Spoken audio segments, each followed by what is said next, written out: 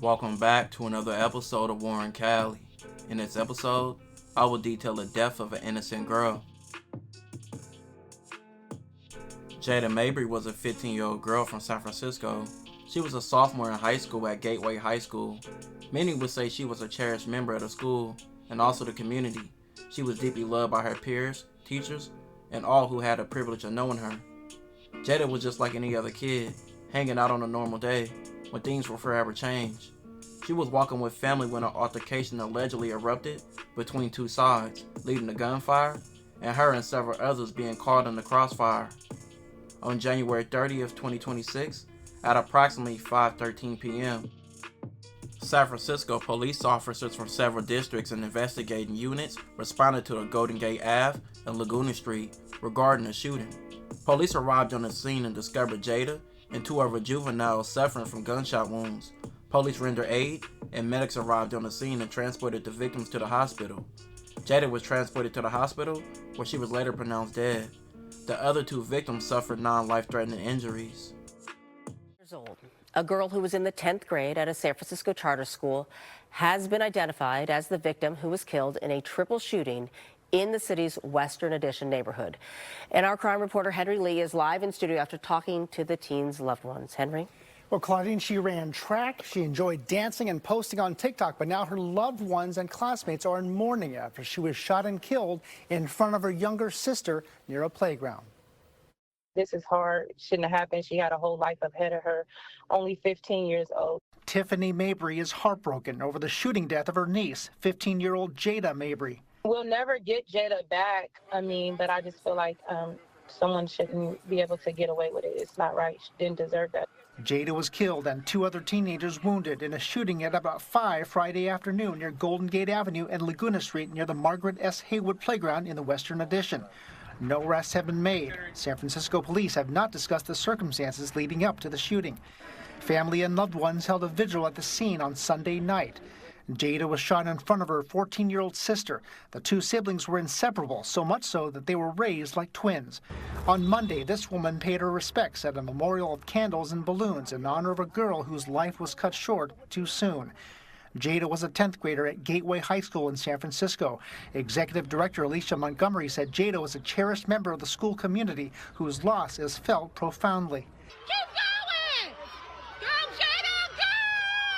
Jada had been on the Bay Area Gators track and field team. This is her, third from the left, finishing first at a meet.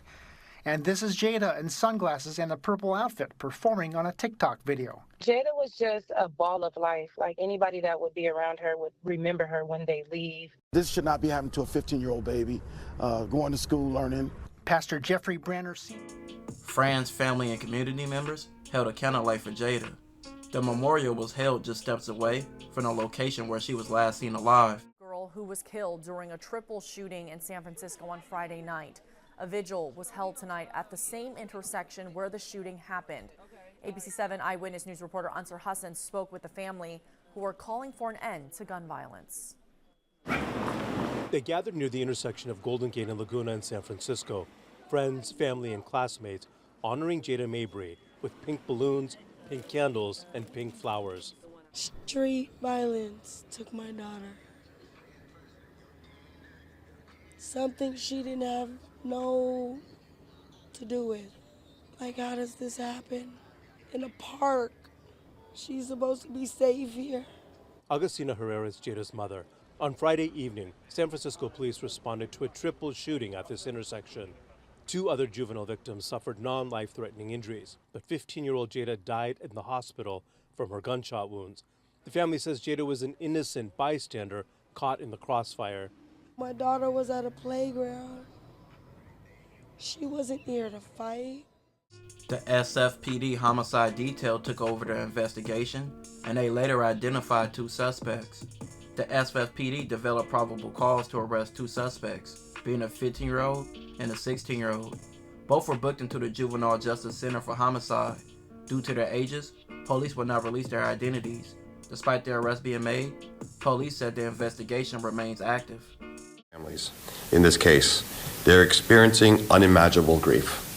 On Tuesday, San Francisco Police Chief Derek Liu, along with homicide detectives, announcing the arrest of 2 people following the fatal shooting last Friday evening that led to the death of 15-year-old Jada Mabry. I also want to say that violence of this kind has no place in San Francisco. The fact that these victims and suspects are all teenagers is simply heartbreaking. Through our investigation, we obtained arrest warrants for 2 individuals, both juvenile males, and placed them under arrest on Monday. There are currently no outstanding suspects at this time.